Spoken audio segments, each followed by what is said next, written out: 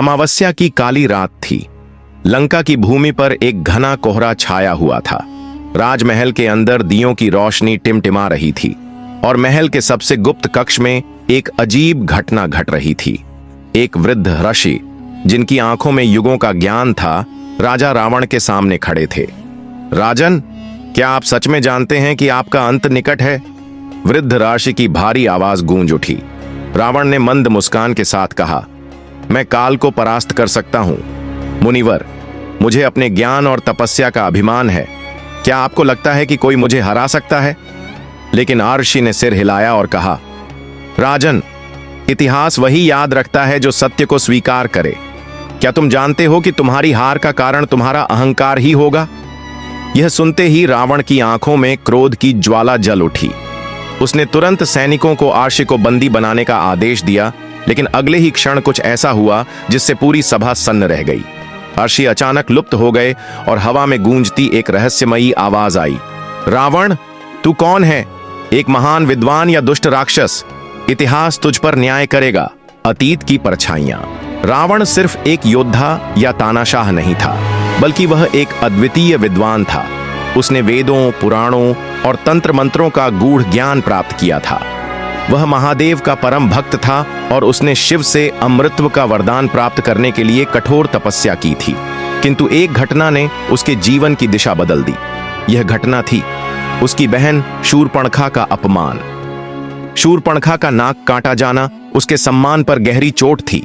उसने रावण के सामने विलाप करते हुए कहा, भैया, तुम लंका के सम्राट हो।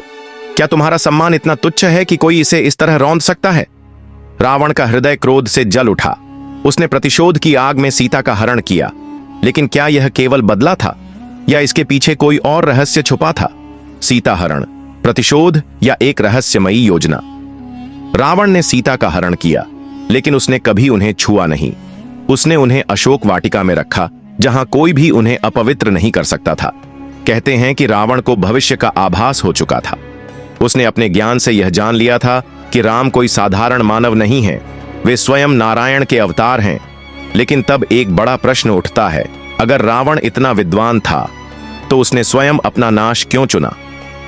रावण की गुप्त योजना। लंका के गुप्त ग्रंथों में एक कथा छिपी हुई है, जिसके अनुसार रावण को झांत था कि उसका अंत राम के हाथों होगा।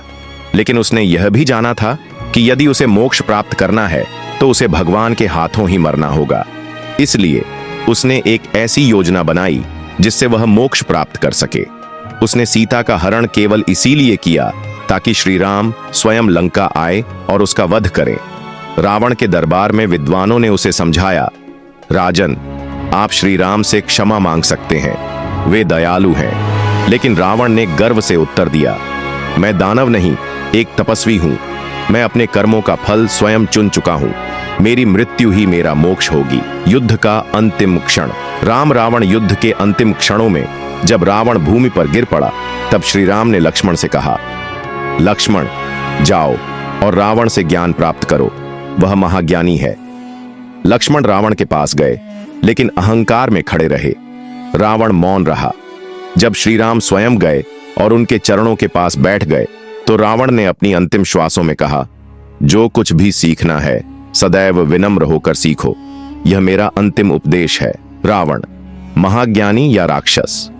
इतिहास में रावण को एक राक्षस के रूप में देखा जाता है, लेकिन क्या वह वास्तव में ऐसा था? उसका ज्ञान अद्वितीय था, उसकी भक्ति सच्ची थी, लेकिन उसका अहंकार उसकी सबसे बड़ी भूल थी। उसने अपना नाश स्वयं चुना क्योंकि वह मोक्ष चाहता था। जब श्री राम ने अग्नि में रावण के शव का अंतिम संस्कार किया, तब आकाश में वही रहस्यमयी आवाज गूंजी। इतिहास में नाम वही जीवित रहते हैं जो ज्ञान और कर्म के बल पर अमर होते हैं। तो क्या रावण केवल एक दुष्ट राक्षस था या वह एक महान विद्वान जिसने जानबूझकर अपने अंत को स्वीकार किया? यह प्रश्न आज भी अनसुलझा है। पार्ट 2 देखने के लिए चैनल को जरूर सब्सक्राइब कर लीजिएगा। मिलते हैं अगली वीडियो में।